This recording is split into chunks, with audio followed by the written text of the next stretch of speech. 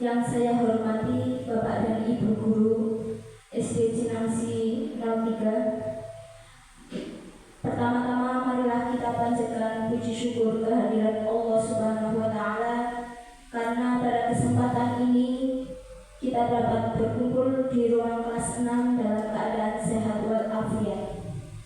Salawat serta salam marilah kita junjungkan kepada beliau Nabi Agung Muhammad Sallallahu Alaihi Wasallam yang kita nantikan syafaatnya di yaumil qiyamah. Amin amin ya rabbal alamin.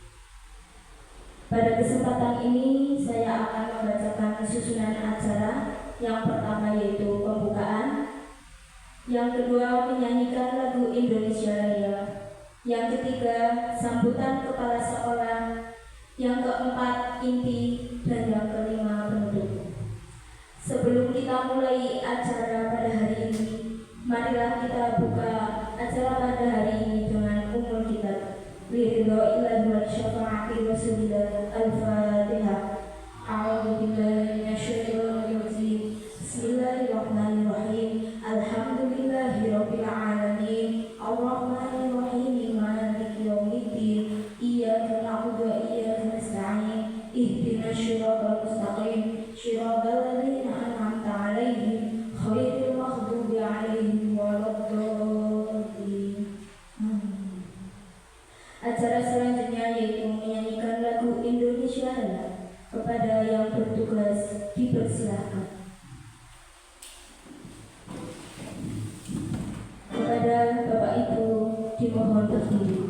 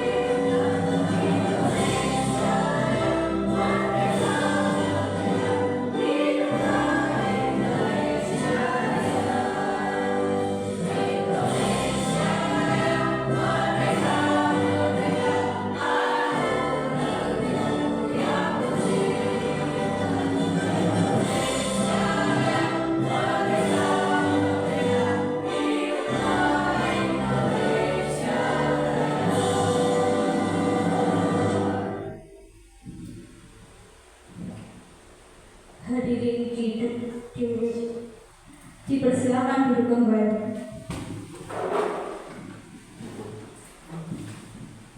Acara selanjutnya yaitu sambutan kepala sekolah kepada Ibu Nurlani Hidayati SPDSD, dipersilakan.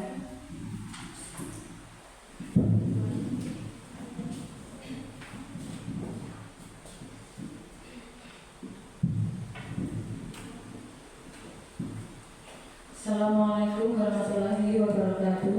Waalaikumsalam warahmatullahi wabarakatuh. Bismillahirrahmanirrahim. Alhamdulillahirabbil alamin. Wassalatu wassalamu ala asyrofil mursalin wa ala alihi washabihi ajmain. Amma ba'du. Bapak Ibu Dewan Guru yang saya hormati,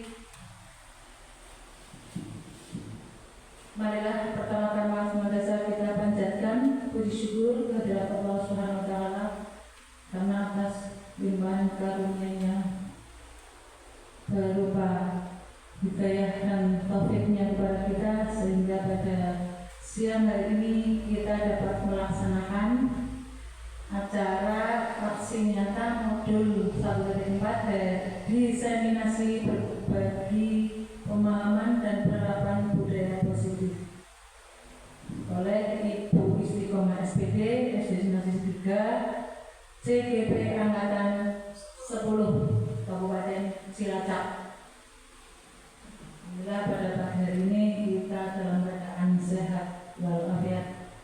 Salawat dan salam alhamdulillah senantiasa kita curahkan kepada Nabi junjungan kita Nabi Muhammad Sallallahu Alaihi Wasallam.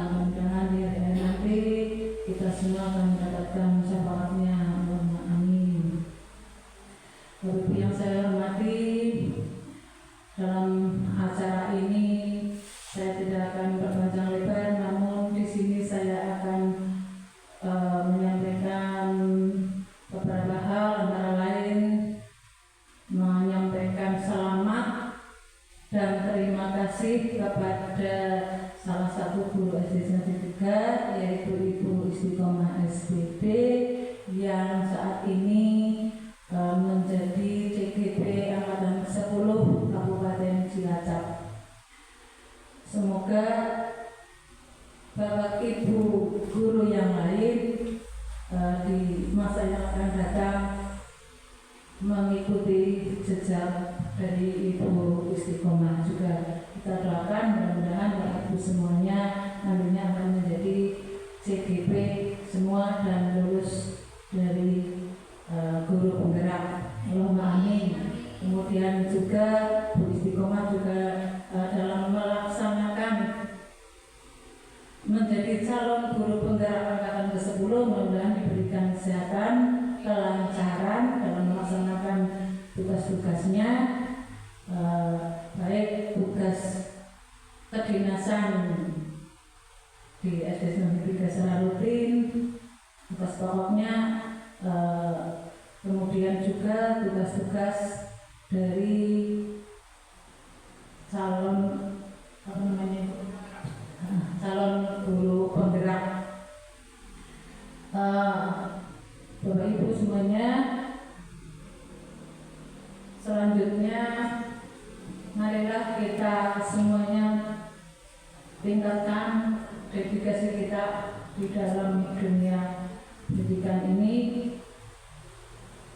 Dan kebetulan untuk saat ini juga kita sudah melaksanakan asas kelas 1 sampai dengan kelas 5. Mudah-mudahan juga semuanya berjalan dengan lancar. Demikian sambutan dari saya. Selanjutnya saya mengucapkan selamat melaksanakan aksi nyata hari ini. Mudah-mudahan lancar dan sukses. Demikian kurang lebihnya saya mohon maaf yang sebesar-besarnya. Assalamualaikum warahmatullahi wabarakatuh.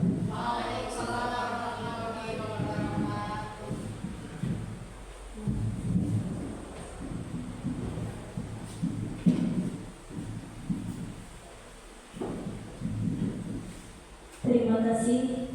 Untuk acara selanjutnya yaitu acara inti kepada Ibu Istiqomah SPD, waktu dan tempat kami persilahkan.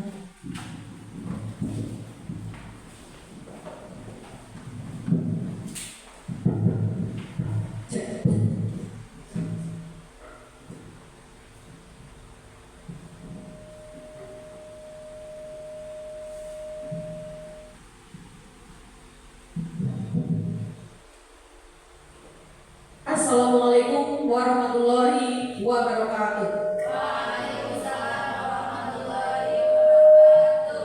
Alhamdulillahirabbil alamin, wassalatu wassalamu ala asrofil anbiya'i wal mursalin wa ala alihi washabbihi ajma'in, amma ba'du.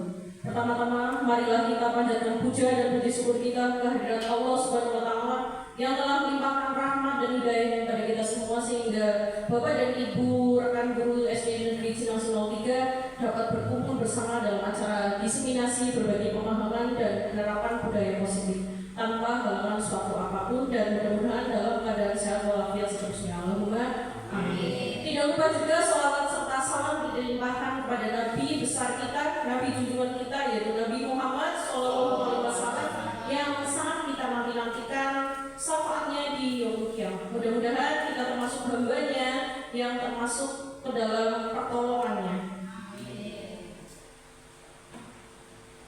Baiklah Bapak dan Ibu, hari ini izinkan saya untuk mendiseminasikan aksi nyata modul 1.4, yaitu berbagi pemahaman dan penerapan budaya positif. Untuk Bapak dan Ibu semuanya, sebagai pembuka itu dalam pendidikan guru penggerak itu ada 3 modul. Nah, ini setiap modul itu ada sub-sub modulnya, sub 1.4, 1.1, sampai 1.4. Nah, aksi nyata ini adalah akhir dari modul saya di modul 1. Nah, jadi 1.4 adalah akhir dari modul 1. Setelah ini saya masih ada 2 modul lagi, yaitu modul 2 dan modul 3. Baiklah, Bapak dan Ibu sekalian, terima kasih sudah menyempatkan di sela-sela kesibukan untuk mengikuti diseminasi budaya positif yang akan saya seminarkan hari ini.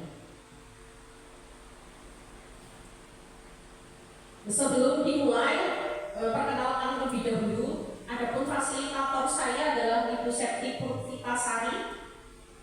Kemudian pengajar praktiknya adalah Bu Ari Widiastuti. Untuk tujuan kegiatan hari ini adalah yang pertama, mensosialisasikan penerapan konsep inti modul budaya positif. Yang kedua, terwujudnya budaya positif di SD kita, SD Negeri Cilangsi 03. Adapun sebelum kita mulai diseminasi, kita kesepakatan diseminasi itu terlebih dahulu nih Bapak dan Ibu.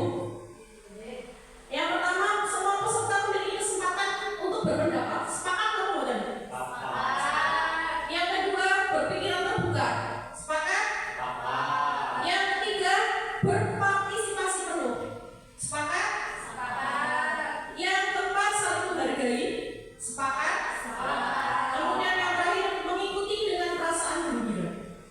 Siap. Siap bergembira Bapak dan Ibu? Siap. Atau mungkin dari peserta ada yang mau penambahan dari Bapak dan Ibu sekalian untuk kesepakatan kita? Atau sudah cukup? Cukup. Terima kasih. Baik, untuk memulai, saya ada pertanyaan pemantik untuk Bapak dan Ibu sekalian. Kira-kira hukuman mendisiplinkan peserta didik kira-kira benar atau salah? Iya, benar atau salah? Salah. Siapa yang menjawab demikian? Salah. Ada yang tidak sependapat mungkin yang lain? Kira-kira? Benar. Yang benar bisa angkat tangan? Benar, ya. 1, 2, 3, 4, 5, 6. Yang salah? Cum. Yang salah? Gak apa-apa. Benar atau salah, Bu? Mungkin pendapatnya Benar. Berarti yang salah demikian. Lanjut. Selanjutnya, pertanyaan pemantik selanjutnya. Kira-kira pemberian penghargaan dapat meningkatkan motivasi belajar. benar. Benar? Yang benar coba saya minta tunjuk tangan atau jari. Benar. Yang salah? Ya, bunikan. Bunikan minoritas. Lanjut, bunikan. Mengapa demikian? Nah, sekarang penerapan budaya positif di sekolah. Budaya positif adalah perwujudan dari nilai atau keyakinan universal yang diterapkan di sekolah yang bertujuan untuk menciptakan lingkungan yang positif, aman dan nyaman, serta mendukung murid menjadi pribadi yang merdeka, bahagia, mandiri, dan bertanggung jawab. Baiklah Bapak Ibu, sebelum kita ke filosofi Ki Hajar Dewantara, ada hal yang belum sempat saya tulis, yaitu mengenai paradigma perubahan belajar. Jadi untuk pembelajaran pada era sekarang atau di abad ke-21 ini, pembelajaran itu tidak berpusat kepada guru, tapi berpusat kepada peserta didik. Jadi yang awalnya teacher center menjadi student center. Seperti itu Bapak Ibu.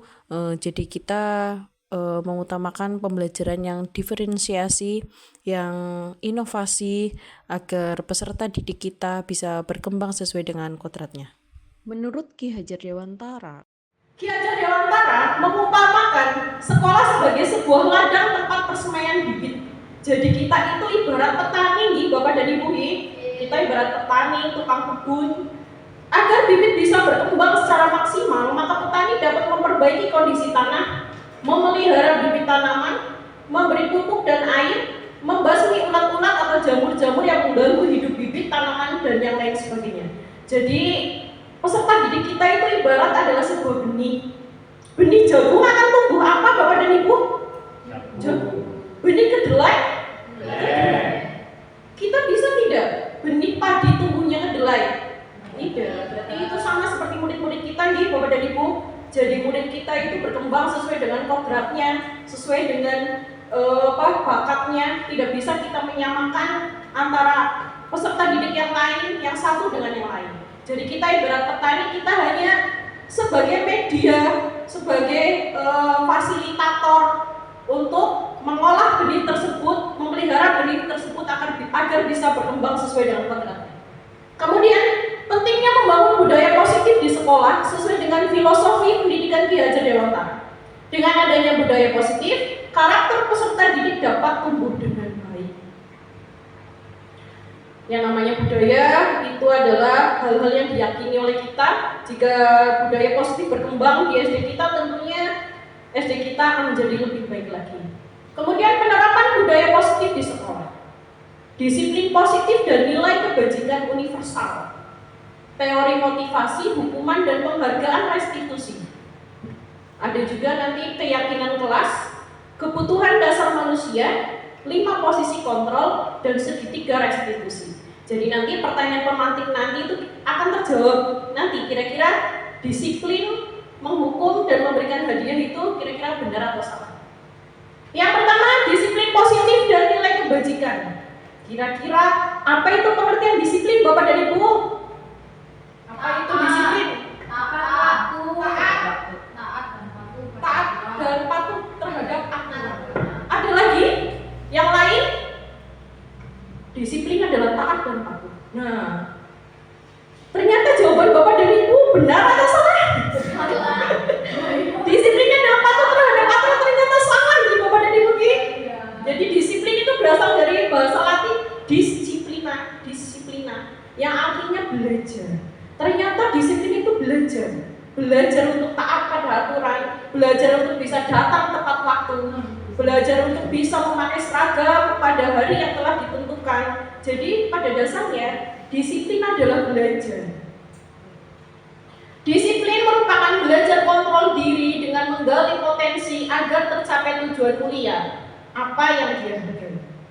Begitu Bapak dan Ibu. Ini ilmu baru yang saya dapatkan juga dari guru penggerak. Kemudian disiplin positif merupakan suatu pendekatan untuk menerapkan disiplin dari dalam diri anak tanpa hukuman dan hadiah. Berarti hukuman dan hadiah kira-kira tadi benar atau salah nih? Berarti yang benar Berarti komunitas itu belum tentu salah nih dan Bapak dan Ibu. Nah, kemudian kenapa tadi salah? Kira-kira apa penyebabnya itu? Disiplin tadi bunyi kan balik lagi yang tadi. Kira-kira hukuman dan hadiah kenapa tadi salah jawabannya? Karena apa? Ketika anak dihukum, anak itu memang patuh pada aturan, tapi patuhnya itu sembunyi, tapi dalam hati itu dia pasti dendam.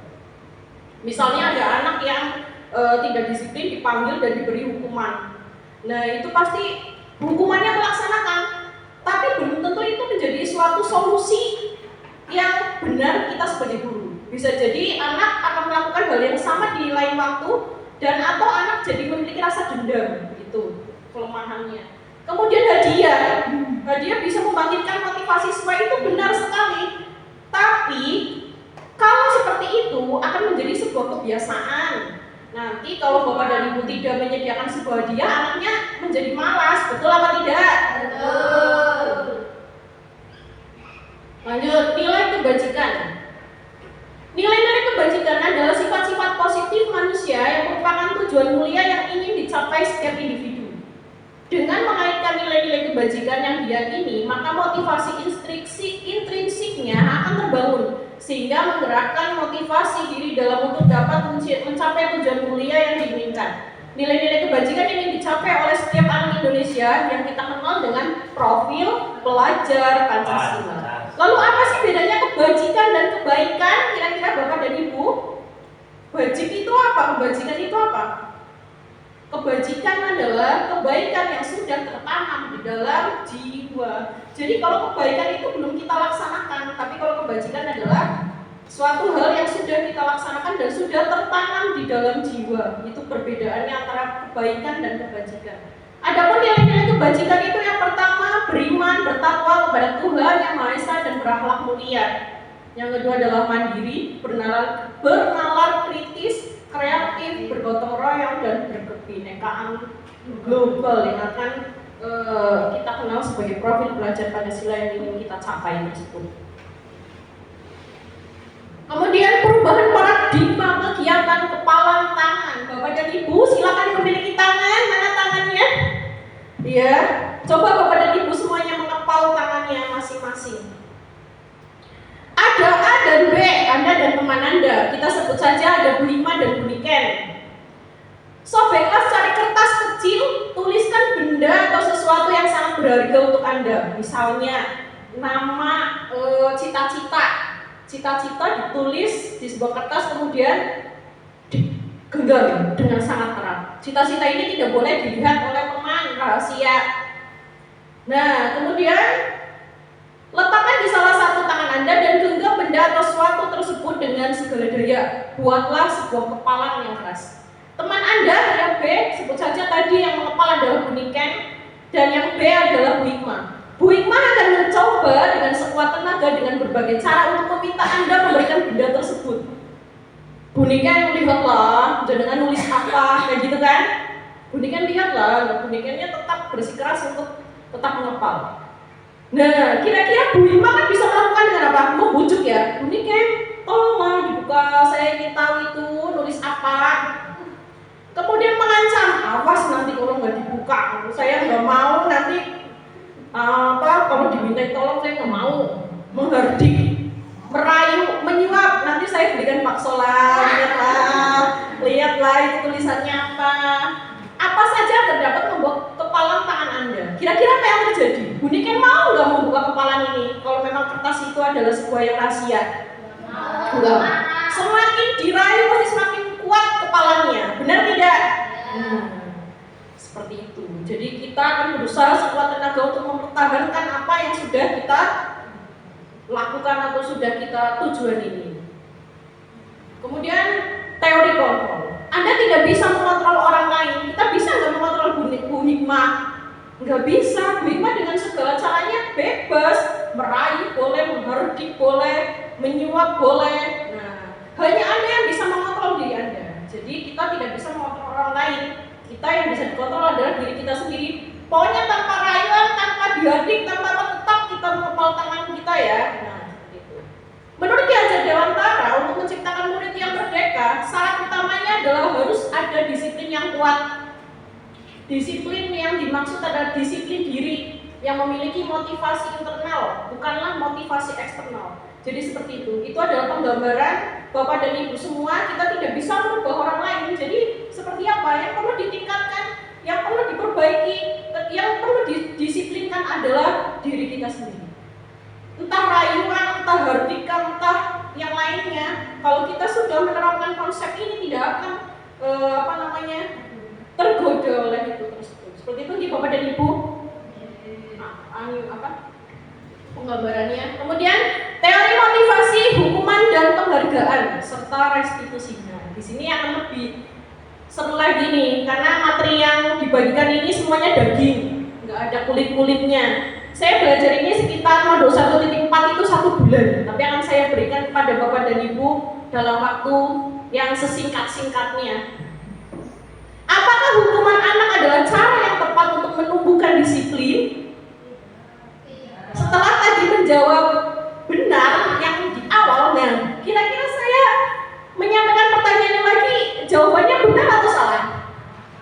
Salah. Yang salah, coba saya minta untuk menunjukkan tangannya yang salah. Kira-kira menghukum anak adalah cara untuk tepat untuk menumbuhkan disiplin? Benar atau salah? Bingung. Masih bingung. Masih bingung. Baik, lanjutkan terlebih dahulu. Hukuman Gimana PKS? tetap hukuman itu kan variasi ya. Gimana Ibu? Kalau apa ya, menghukum anak itu sebetulnya ada benarnya, asal hukumannya itu yang mendidik, maksudnya seperti itu, hukuman yang mendidik. Contoh yang mendidik Ibu? Misalnya anak tidak menggarap PR itu kan terus diberi hukuman, ditegur, disuruh dikasih soal lagi, disuruh mengerjakan seperti itu namanya misalnya itu hukuman mendidik gitu. Siap. Terima kasih Bu KS. Jadi tidak disuruh panasan dengan kaki diangkat satu lah, itu yang tidak betul. Tepat sekali. Nanti kita akan, saya tampung dulu di tanggapan dari Bu KS. Kita lanjut kembali. Nah, ada sekumpulan apa ini? Mas Gibran atau apa ini? Gerak jalan. Apa motivasi mereka berseragam seperti gambar di atas? Kenapa seragamnya harus sama? Biar apa? Buniken? Yang ini sebentar, mic-nya yang begini ya, udah. Ya buniken, kenapa seragamnya sama? Motivasi mereka berseragam seperti gambar di atas itu mungkin agar terlihat kompak. Mungkin dalam penilaian gerak jalannya juga kan ada seragam yang kompak. Terus dilihat, dipandang mata juga sedap gitu kan, karena memang berseragamnya sama semua. Mungkin seperti itu. Ya, terima kasih Bu Niken. Ada yang ingin berpendapat yang lain? Cukup sama idem. Oke, lanjut. Persamaan ini saya sepakat sekali. Kemudian kita ke jenis motivasi. Untuk menghindari ketidaknyamanan atau hukuman, itu ada motivasi ekstrinsik. Berarti itu berasal dari luar nih, bukan dari kita. Kemudian untuk mendapatkan imbalan dari orang lain, itu motivasi ekstrinsik juga nih Bapak dan Ibu, karena bukan dari kita juga. Nah, untuk menghargai diri sendiri, berarti itu adalah motivasi intrinsik. Berarti itu berasal dari diri sendiri. Kemudian ini yang jadi dilema Bapak dan Ibu tadi menjawab benar atau salah. Pemberian hukuman, apakah itu tepat? Ternyata hukuman yang diberikan kepada anak didik bisa menimbulkan rasa takut, kemarahan, dan penghindaran. Oleh karena itu, sebaiknya hukuman ini dihindari di dunia pendidikan, termasuk sekolah juga. Jadi walaupun memang kita selama ini memberikan hukuman, tapi itu bukan kekerasan fisik nih Bapak dan Ibu. Jadi memang kita memberikan tugas tambahan. Tapi apakah di situ kira-kira anak menerima ketika kita berikan tugas tambahan itu? Dampaknya seperti apa? Anak-anak yang lain, murid-murid yang lain sedang mengikuti pelajaran, dia sibuk dengan tugasnya. Kira-kira itu sebuah solusi yang sudah brilian idea belum? Jadi anak ketinggalan pelajaran itu tetap ya, anak tidak mengikuti materi saat itu karena dia sibuk dengan tugas tambahan. Jadi seperti itu. Jadi itu memang bentuk hukuman itu negatifnya seperti itu. Lanjut. Pemberian penghargaan, apakah itu efektif juga Bapak dan Ibu? Ternyata penghargaan dapat menjadi pendorong atau motivasi bagi siswa-siswa untuk berbuat baik, itu memang betul. Tapi dampak negatifnya dari reward yang utama adalah kemungkinan untuk mengecilnya motivasi. intrinsik ketika anak atau siswa telah terbiasa melakukan sesuatu karena penghargaan. Jadi siapa yang bisa menjawab nanti bu guru kasih pensil? Nah, kan anak senang karena apa? Karena motivasi ekstrinsik dari orang lain akan mendapatkan alat tulis semangat. Nah besoknya siapa yang mau menjawab? Bu guru nanti yang bisa jawab dikasih apa? Kayak gitu kan kira-kira? Iya. Berarti kira-kira tadi jawabannya untuk penghargaan memberikan motivasi bagi siswa itu benar atau salah? Salah. Hukuman mendisiplinkan murid itu benar atau salah? Salah. Ini kurang tidak tepat, maaf. Nah, restitusi. Inilah caranya Bapak dan Ibu. Caranya dengan restitusi. Pernahkah Bapak dan Ibu mendengar kalimat atau kata ini restitusi? Sudah pernah mendengar? Pernah Ibu? Iya. Kalau saya jujur Bu, saya mendengar restitusi itu saat saya mengikuti pendidikan guru penggerak ini. Sebelumnya saya tidak tahu maksudnya itu apa. Jadi restitusi adalah proses menciptakan kondisi bagi murid untuk memperbaiki kesalahan mereka. Jadi tidak dengan diberikan sebuah hukuman, tapi kita dengan jalan restitusi. Restitusi juga merupakan proses kolaboratif yang mengajarkan murid untuk mencari solusi untuk masalah mereka dan membantu murid berpikir tentang orang seperti apa yang mereka ingin menjadi tujuannya. Jadi tujuan mulianya apa? Alasannya apa melakukan hal itu? Dan bagaimana mereka harus memperlakukan orang lain. Nah, jadi di sini diselesaikan dengan cara restitusi antara kolaborasi antara guru dengan murid. Hukuman, Bapak dan Ibu pernah ya mendengar sebuah kalimat hukuman, kata hukuman, kemudian konsekuensi. Konsekuensinya tak mencatat sih harus membersihkan. Kemudian restitusi. Apa yang akan kamu lakukan untuk memperbaiki jendela kaca? Sudah memecahkan kaca, ditanya dulu. Kamu habis memecahkan jendela kaca, kira-kira kamu mau ngapain? Tindakan apa yang akan kamu lakukan setelah memecahkan kaca ini? Itu namanya sudah kalimat restitusi. Bapak dan Ibu kira-kira bisa dipahami antara hukuman, konsekuensi, dan restitusi. Nah, kira-kira yang sudah kita lakukan selama ini, kita ke arah yang mana nih Bapak dan Ibu? Konsekuensi. Iya. Jadi kita langsung memberikan perintah ya untuk dibersihkan ya. Iya, benar sekali. Kemudian ciri-ciri dari restitusi. Yang pertama, bukan untuk menebus kesalahan, namun untuk belajar dari kesalahan. Setelah memecahkan kaca, anak-anak belajar untuk membersihkannya, tanggung jawab. Kemudian memperbaiki hubungan. Kira-kira anak jadi membenci kita tidak? Tidak kan? Ya Bu, saya sudah memecahkan kaca, saya akan membereskannya. Kemudian itu adalah sebuah tawaran, bukan paksaan. Kaca yang sudah kamu pecahkan, seperti apa kan ini? Kan itu kita menawarkan, tidak memerintah. Restitusi menuntun anak melihat ke dalam diri. Kita sudah melakukan hal yang benar atau belum? Restitusi mencari kebutuhan dasar yang mendasari tindakan. Restitusi diri adalah cara yang paling baik. Restitusi fokus pada karakter, bukan tindakan. Berarti karakter apa yang akan terwujud ketika anak membersihkan bekas-bekas kaca itu?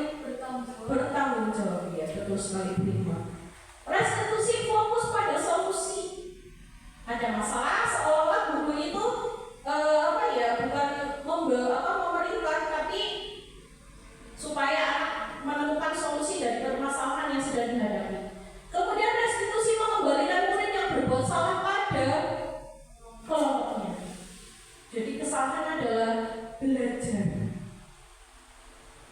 Baik, sepertinya Bapak dan Ibu tegang sekali. Kita briefing dulu ya Bapak dan Ibu. Monggo Bapak dan Ibu untuk berdiri. Ayo berdiri terlebih dahulu. Sudah siap? Iya, semangat sekali Pak Amran.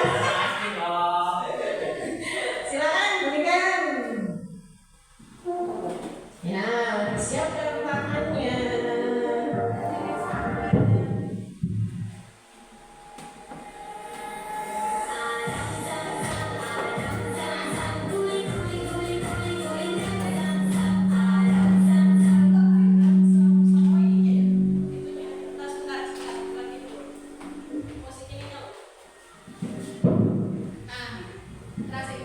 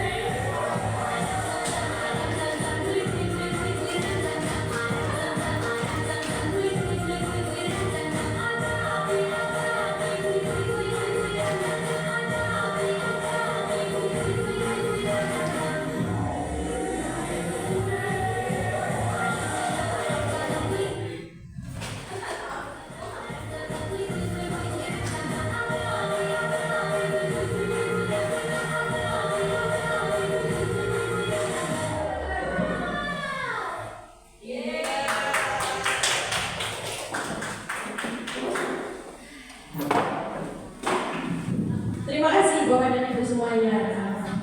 Mungkin membuat sedikit berkeringat atau banyak berkeringat ini ya. Mana semuanya? Baik, kita ke keyakinan kelas. Mengapa perlu keyakinan kelas? Bapak dan Ibu semuanya sudah sering mendengar ya kalimat keyakinan kelas? Sudahkah kita membuatnya? Belum. Kalau kelas 6 kemarin baru membuat, sebenarnya sudah punya kesepakatan kelas, tapi kemarin diperbarui keyakinan kelas. Lanjut.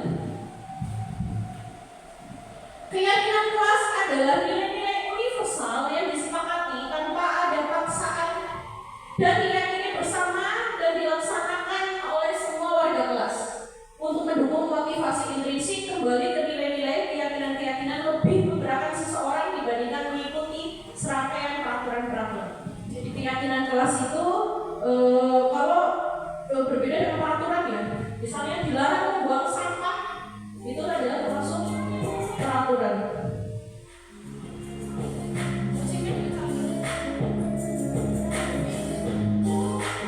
Di situ di kolom.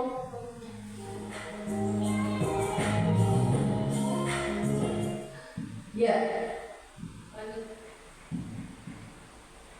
Nah, kegiatan keyakinan kelas 6 SD Negeri Cinangsi 03. Ini adalah menunjukkan peraturan-peraturan yang perlu ditaati warga kelas. Jadi untuk keyakinan kelas itu berbeda dengan peraturan Bapak Ibu. Kalau keyakinan kelas itu lebih ke kita menggunakan kalimat yang positif. Jadi tidak dengan kalimat dilarang membuang sampah, tapi kita bisa ganti kalimat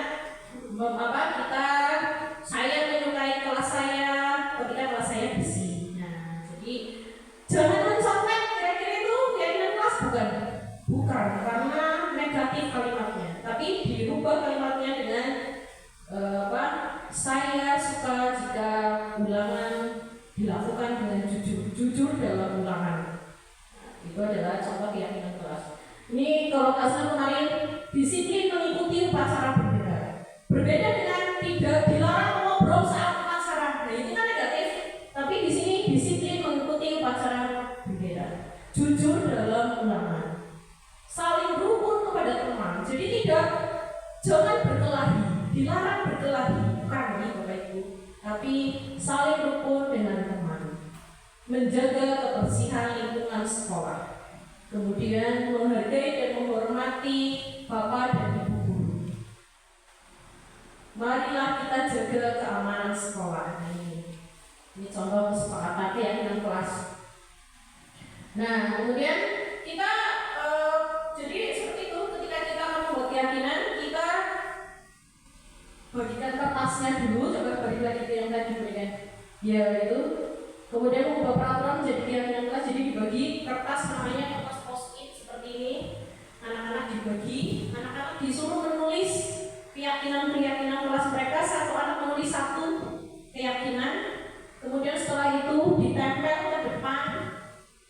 Setelah ditempel, lanjut bikin. Setelah ditempel nanti kita seleksi, kan biasanya ada yang sama ya. Dari kalimat-kalimat anak-anak itu biasanya banyak yang sama. Kemudian kita seleksi. Dari 18 anak itu saya mendapatkan 1, 2, 3, 4, 5, 7. Nah itu 7 itu yang sudah disepakati jadi keyakinan kelas. Kemudian bagaimana? Kemudian ditandatangani. Jadi itu menjadi sebuah peraturan kesepakatan bersama, itu ditandatangani buktinya. Setelah ditandatangani kemudian dipajang. Jadi ketika anak-anak mungkin ada yang berbuat yang tidak sesuai keyakinan kelas, nah ini buktinya kalian sudah tanda tangan, berarti kalian telah melanggar bukan peraturan tapi keyakinan kelas yang sudah kita bersama-sama buat. Ya, betul sekali. Nah, yang diharapkan dari saya adalah mensosialisasikan keyakinan kelas pada orang tua atau wali murid. Jadi untuk orang tua juga perlu tahu nih, wali murid kita perlu tahu keyakinan-keyakinan kelas yang sudah kita buat. Itu orang tua wali murid juga harus tahu. Gitu. Kemudian karakter pendidikan harus melibatkan berbagai pihak di keluarga, lingkungan sekolah dan masyarakat. Jadi tidak cukup untuk kita, tapi yang namanya pendidikan itu juga kolaborasi antara kita dengan wali murid. Kita masuk ke berikutnya, yaitu kebutuhan dasar manusia. Mengapa guru perlu mengetahui kebutuhan dasar muridnya? Kenapa kita harus tahu kebutuhan dasar muridnya? Kira-kira apa Bapak dan Ibu? Kenapa? Yang lain dulu, Bu. Yang lain dulu? Iya, yang lain Oke, dulu. dilempar ke siapa? Kenapa? Mengapa guru perlu mengetahui kebutuhan dasar muridnya? Iya, saya Silakan Bu Ima, bisa berdiri Bu Ima? Ya, mengapa guru perlu mengetahui kebutuhan dasar muridnya? Menurut saya yang pertama itu guru wajib tahu kemampuan masing-masing muridnya. Sebelum pembelajaran, kita perlu untuk mengetahui anak-anak kita sudah sampai mana kemampuannya, karena kemampuan anak itu beda-beda. Dan untuk melanjutkan pembelajaran ke depannya, melanjutkan pembelajaran selanjutnya, itu kita perlu mengetahui masing-masing kemampuan murid dan masing-masing karakter murid itu seperti apa. Itu. Terima kasih.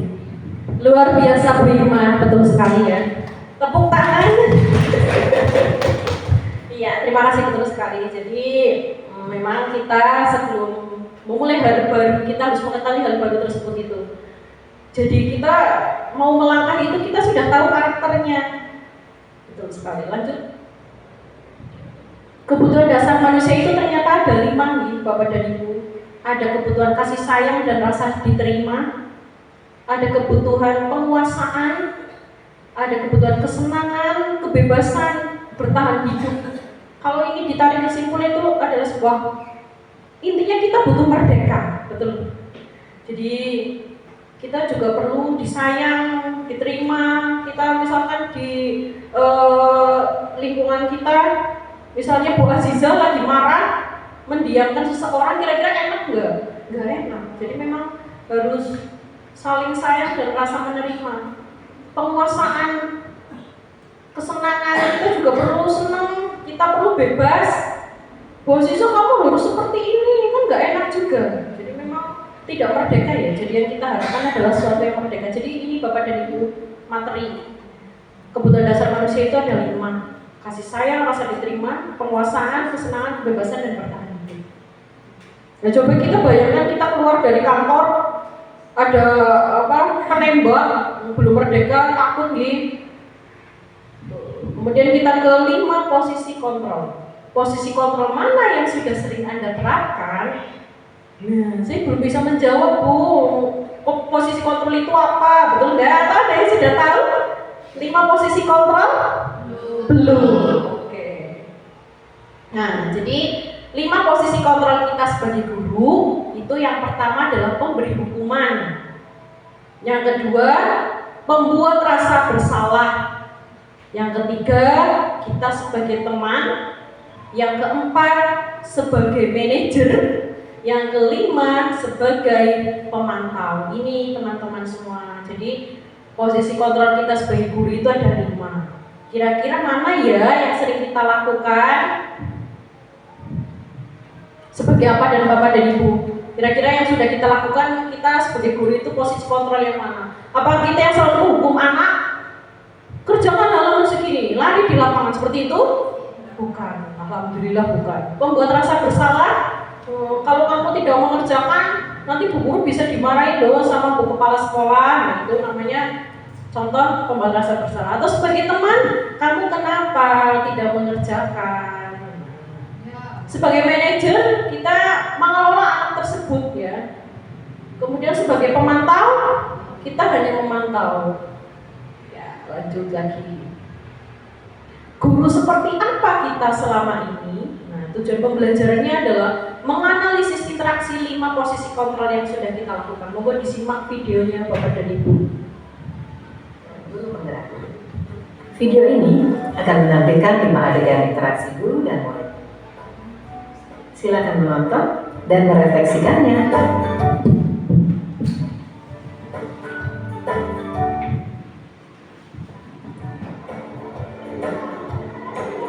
Pagi anak-anak, silakan PR yang kemarin ibu berikan diletakkan di meja. Anton, kamu sudah mengerjakan belum? Belum mengerjakan saya, Bu. Kamu selalu ya nggak ngerjain PR. Sekarang kamu duduk di depan, lalu tulis. Saya berjanji tidak akan mengulangi lagi. Saya berjanji akan berusaha menjadi murid yang rajin belajar sampai pelajaran saya selesai.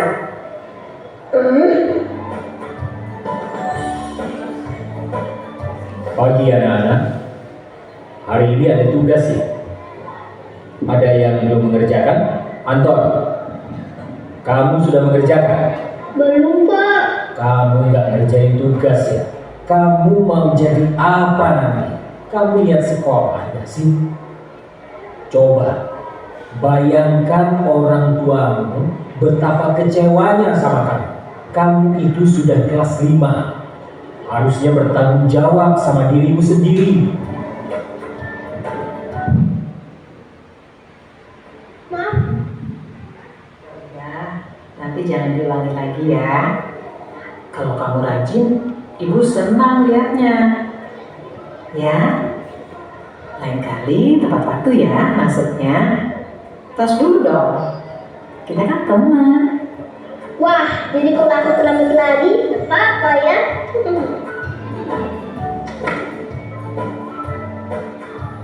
Kamu kok nggak pakai baju olahraga? Bapak catat kamu sudah 3 kali loh nggak ikut olahraga bulan ini. Iya, Pak. Sudah 3 kali berarti saya dapat sanksi, Pak.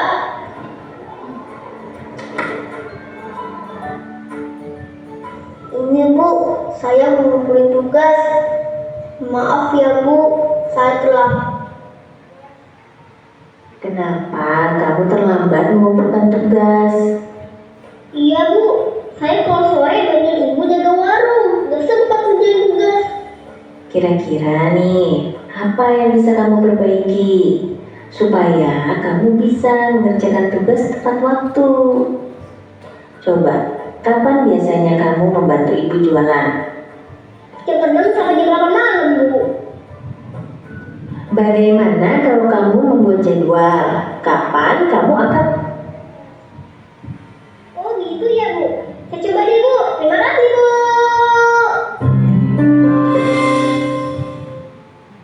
Iya, itulah contoh dari penerapan kita sebagai posisi kontrol seperti itu. Yang pertama adalah posisi manajer. Namun perlu disadari tujuan akhir dari 5 posisi kontrol seorang guru adalah pencapaian posisi manajer, di mana posisi inilah murid dapat menjadi pribadi yang mandiri, merdeka, dan bertanggung jawab atas segala perilaku dan sikapnya yang pada akhirnya dapat menciptakan lingkungan positif, nyaman, dan aman. Jadi walaupun kita contohnya sebagai teman itu ternyata tetap ada dampak negatifnya di Bapak dan Ibu. Karena apa? Anak-anak menjadi ketergantungan sama kita. Kita juga kurang sopan nih, karena apa? Nah, Bu Guru seperti teman ini, jadi besok kalau melakukan kesalahan lagi kan Bu Guru nggak marah-marah, kan Bu Guru kayak teman, nah itu juga. Kemudian kita ke segitiga restitusi. Yang tadi Bapak dan Ibu mendengar di awal kata restitusi Seperti inilah tahapannya ketika kita menghadapi sebuah anak yang memiliki masalah, kita ajak kolaborasi. Segitiga restitusi adalah proses menciptakan kondisi bagi murid untuk memperbaiki kesalahan mereka. Jadi anak-anak belajar dari kesalahan. Yang pertama itu menstabilkan identitas dulu. Yang kedua, validasi tindakan yang salah. Yang ketiga, menanyakan keyakinan. Jadi anak-anak dipanggil lah, misalnya ada yang tidak memakai seragam olahraga, kita panggil, ditanya dulu, kenapa tidak memakai seragam olahraga? Lupa bu, kan setiap anak walaupun melakukan kesalahan itu pasti ada alasannya ya. Sama-sama baju olahraganya itu lagi dicuci belum kering dan sebagainya, kan selalu ada alasannya. Jadi kita tanyakan dulu, distabilkan dulu. Kemudian menanyakan yang kedua, validasi tindakan yang salah. Kira-kira jika kamu tidak memakai baju olahraga itu sudah baik atau belum? Belum bu, kan kayak gitu. Walaupun kamu punya alasan, kita maafkan. Jadi setiap orang juga melakukan kesalahan, nggak apa-apa. Kamu bukan satu-satunya yang sudah melakukan kesalahan. Itu namanya tahap yang pertama, menstabilkan identitas. Temanku juga pernah seperti itu. Kemudian ditanya kembali, tapi kira-kira kalau kamu nggak pakai baju olahraga, kira-kira benar nggak? Enggak bu guru. Nah itu di tahap validasi tindakan yang salah. Enggak bu guru. Oh enggak. Terus bu guru tanya, kamu sudah bikin keyakinan apa? Kira-kira kalau tidak memakai baju olahraga di hari ada jam olahraga, itu kira-kira melanggar keyakinan kelas enggak? Iya bu guru melanggar. Itu adalah menanyakan keyakinan kelas. Itu tahapannya. Jadi anak dipanggil secara individu ya, mengobrol dengan gurunya, itu namanya segitiga restitusi. Nah ini kemarin saya sudah mempraktekkan dengan kelas 6 Indah Safitri ya. Indah Safitri adalah salah satu murid kelas 6 SD Negeri Cinangsi 03. Pada jam olahraga, Indah tidak memakai seragam olahraga dikarenakan tertinggal di rumah akibat terburu-buru berangkat karena hampir kesiangan. Ini adalah contoh kasus yang dialami. Kemudian penyelesaian masalah dengan segitiga restitusi. Musiknya di stop dulu. Coba. Musiknya dihilang.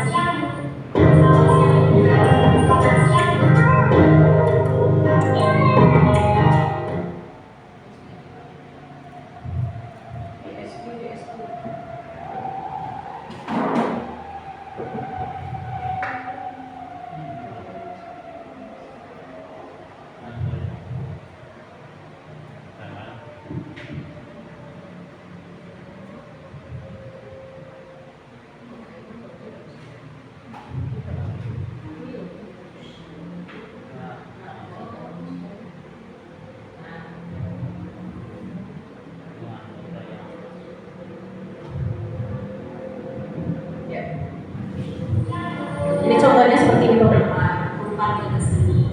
Tahu kemarin Indah pas jam olahraga lupa bawa seragam olahraga. Terus jadi tadi Pak Amal cerita guru kemarin katanya ada 16 teman yang tidak memakai baju olahraga, padahal sudah diwakili sama Amal yang tidak lupa dari Senin kemarin, gitu ya. Nah sekarang juga kenapa kamu nggak pakai baju olahraga? Saya lupa bu, pas udah kesiangan saya buru-buru. Namanya orang kan memang masalah ya. Kayak teman-teman juga, teman-teman itu ada yang lupa. Nah terus berarti untuk kamu nggak terlambat. Berarti Indah cuma tidak membawa seragam saja. Jadi kemarin tidak sempat terlambat kan sama pamangan? Enggak. Berarti Indah sudah cepat berusaha cepat-cepat berangkat ke sekolah, itu cepat, tidak sampai terlambat. Nah sekarang kita lihat lagi, kalau Indah nggak pakai baju seragam olahraga, itu kira-kira Indah melanggar keyakinan kelas yang kita buat ya? Iya. Keyakinan kelas apa yang kita belajar sama Indah? Nggak disiplin. dari sini dong.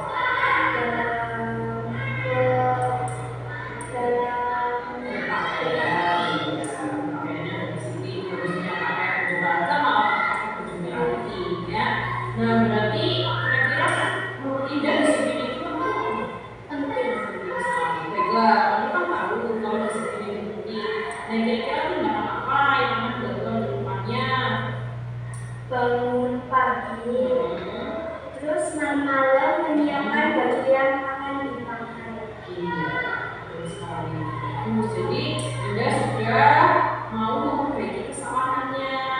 Tadi katanya bangunnya awal pagi, terus bajunya disiapkan terlebih dahulu ya, biar tidak lupa bajunya. Nah, kira-kira itu bagus banget loh. Kira-kira kalau Indah mau memperbaiki seperti itu, Indah bakal seperti orang seperti apa?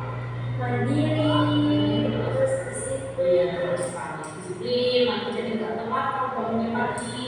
Mandirinya apa? Mempersiapkan sendiri, nggak minta bantuan sama ibu ya. Nah, kira-kira kapan mau dimulai seperti itu? Mulai sekarang Bu. Mulai sekarang, ya.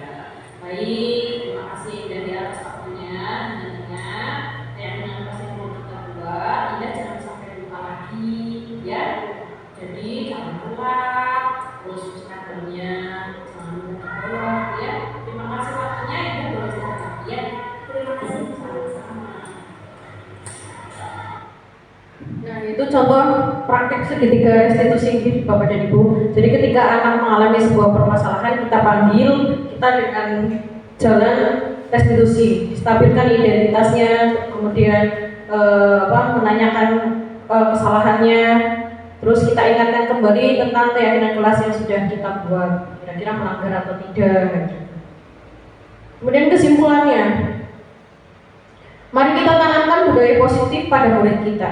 Jangan sampai kita memberi hukuman yang hanya untuk memuaskan guru dan tidak mengajarkan apapun kepada murid kita. Soalnya apa? Saya ingat sekali waktu saya SMP, di SMP 1 itu kan disiplin sekali ya. Saya lupa tidak mengikat rambut. Waktu itu karena terburu-buru, rambutnya tidak diikat, sama guru BK. Guru BK-nya sudah almarhum itu. Ininya dipelintir sini. Gara-gara nggak pakai itu, ya itu sampai sekarang saya berumur 35 tahun ini, 34 tahun ini saya ingat terus itu kayak gitu Bapak dan Ibu. Saya juga pernah waktu SMA telat datang ke sekolah, kemudian suruh apa mengitari lapangan yang luas banget itu di SMA. Itu sampai sekarang masih ingat. Itu yang namanya hukuman itu berbekas seperti itu nih Bapak dan Ibu. Jadi kita sebagai guru, kita yang kita harapkan itu apa? Berbekaslah untuk sesuatu yang baik, diingatlah yang manis oleh peserta didik kita. Jadi jangan sampai diingat hal buruknya. Sama Bu Iis pernah di hukum ini kan itu sangat tidak enak nih. Jadi kita tanamlah sesuatu kebaikan agar yang anak-anak diingat sampai esok mereka sukses nanti adalah kebaikan yang sudah kita tanam seperti itu. Nah, sudah selesai semua materi yang sudah saya berikan. Waktunya sesi tanya jawab untuk Bapak dan Ibu. Silakan yang punya pertanyaan diajukan. Ketika saya bisa menjawab sekarang, akan saya jawab sekarang. Jika saya tidak bisa menjawab, akan menjadi PR buat saya. Silakan Bapak dan Ibu yang mau bertanya.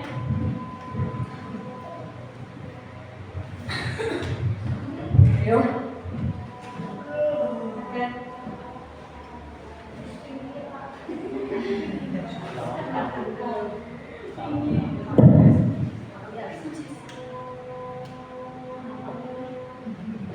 Ya, langsung saja untuk silakan Ibu Aziza. Ya, bertanya.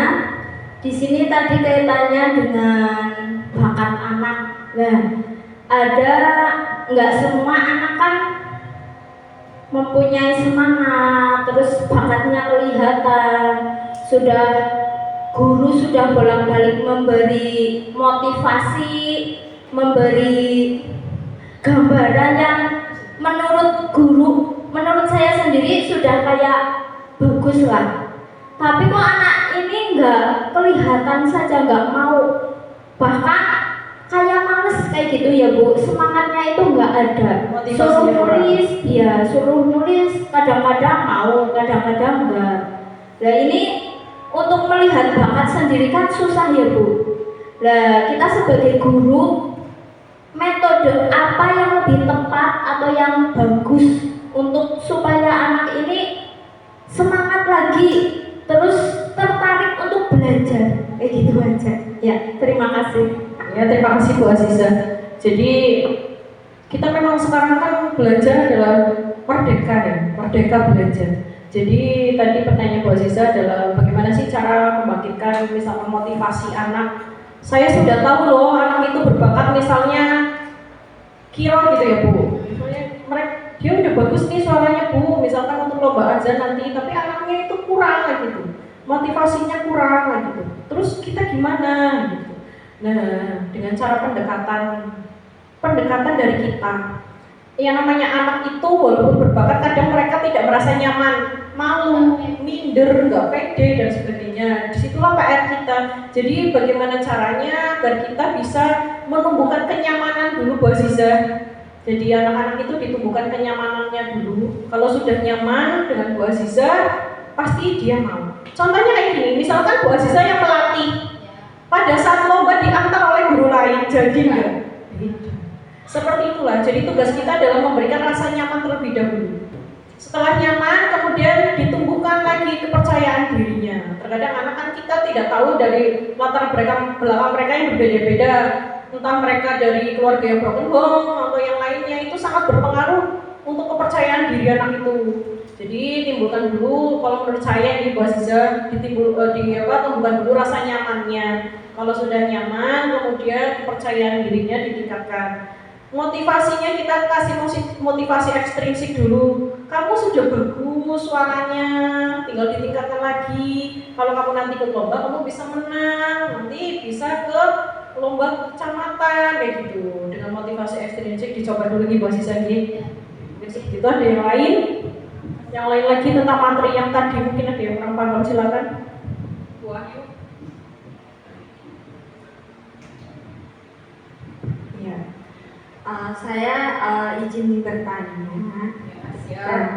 Ini ada satu kasus di saya itu ada anak ini sepertinya agak kekurangan mungkin ya Bu.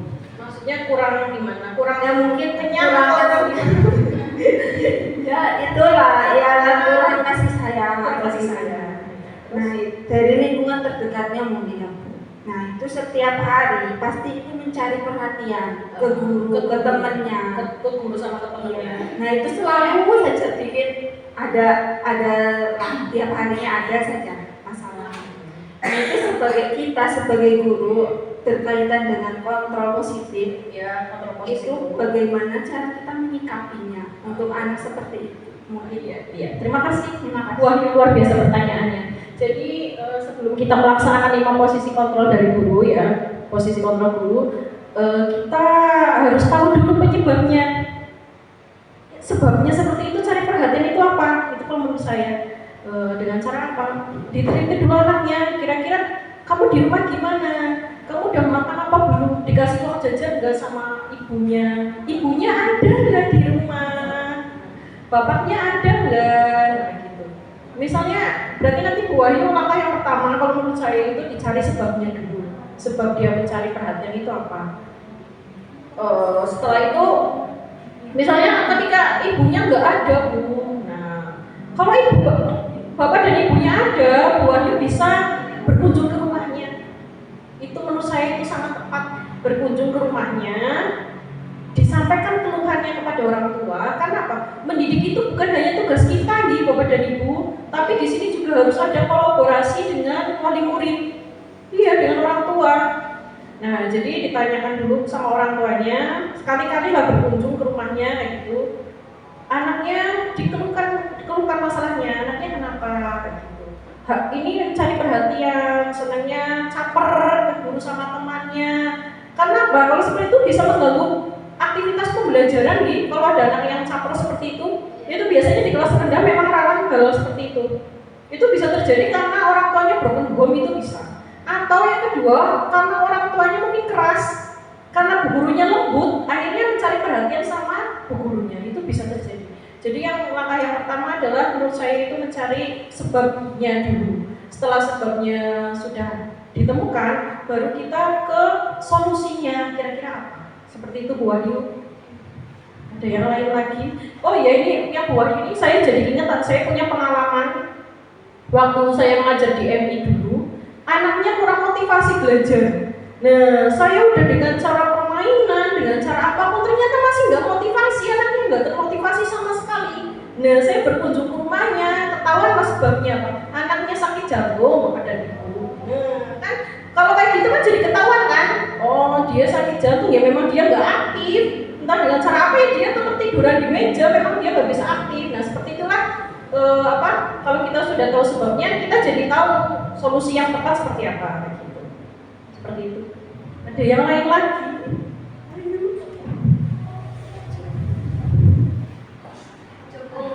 Sudah cukup? Cukup. Baik, kita refleksi masing-masing ya. Jadi setiap ini adalah pembelajaran yang paling berharga yang saya dapatkan di guru penggerak. Jadi apapun yang kita lakukan adalah kita berefleksi. Untuk apa? Untuk meningkatkan apa yang sudah baik dan memperbaiki apa yang masih belum baik. Refleksi adalah bercermin atau berkaca. Bagaimana perasaan Bapak Ibu setelah mengikuti kegiatan aksi nyata diseminasi budaya positif? Bagaimana perasaan Bapak Ibu? Senang apa sedih, apa mumet, apa gimana gitu? Senang. Mungkin bisa diwakilkan oleh salah satu guru, Pak Amran.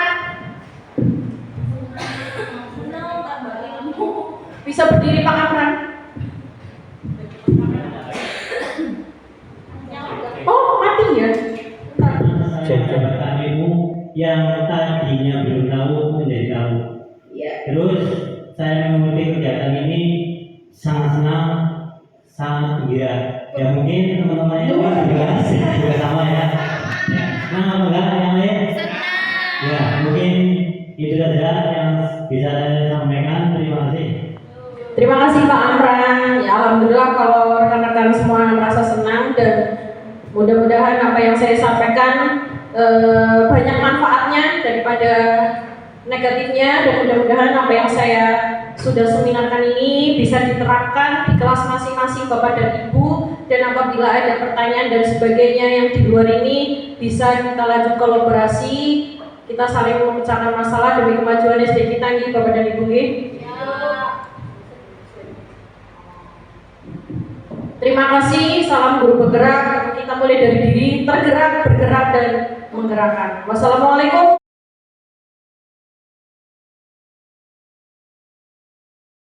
Assalamualaikum warahmatullahi wabarakatuh.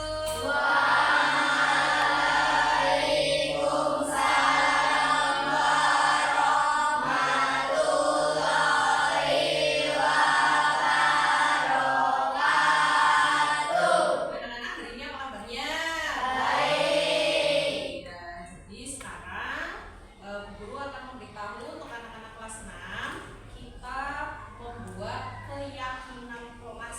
Pernah mendengar nggak keyakinan kelas? Enggak pernah belum. Kalau kesepakatan kelas? Sudah. Iya, sebenarnya hampir sama ya. Jadi keyakinan kelas itu seperti peraturan. Anak-anak tahu peraturan? Tahu. Jadi peraturan yang dibuat, tapi yang buat bukan Bu Guru, tapi kita semua, ya. Nah, keyakinan kelas itu dibuat berdasarkan kesepakatan kelas. Peraturannya contohnya apa Bu Guru? Misalnya kan kita pernah mendengar dilarang membuat sampah sembarangan, ya apa enggak? Anak-anak pernah mendengar seperti itu. Nah, itu mungkin disebut peraturan. Nah, tapi kalau keyakinan kelas itu bedanya kita menggunakan kalimat yang positif atau kalimat yang baik, ya. Jadi anak-anak nanti membuat keyakinan kelas masing-masing, satu anak membuat satu keyakinan kelas, tulisannya yang positif. Contohnya seperti apa? Contohnya jangan dilarang membuang sampah sembarangan, tapi saya menyukai kebersihan, atau kita menjaga kebersihan. Menjaga kebersihan kelas bersama, menjaga kebersihan sekolah bersama. Dilarang mencontek, boleh nggak? Enggak. Berarti dengan apa? Dengan kalimat jujur dalam ulangan, jujur dalam mengerjakan. Kira-kira bisa dipahami ya anak-anak? Nah, Bu Guru sudah siapkan di sini kertas asturo berwarna biru, keyakinan kelas 6. Nah, nanti Bu Guru akan membagikan kertas ini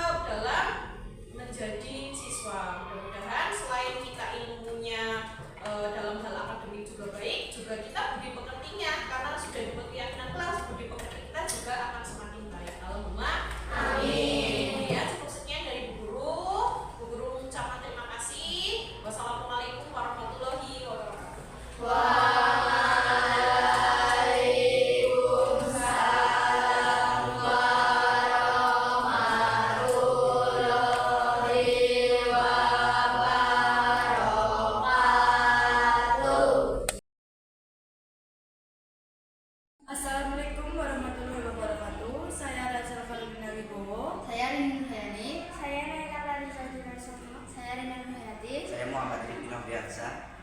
Perasaan saya membuat kesepakatan kelas, saya merasa senang. Saya merasa senang. Saya merasa senang. Saya merasa senang. Saya merasa senang. Kesepakatan kelas menurut saya penting. Saya juga penting. Saya juga penting. Saya juga penting. Saya juga penting. Karena bisa memupuk rasa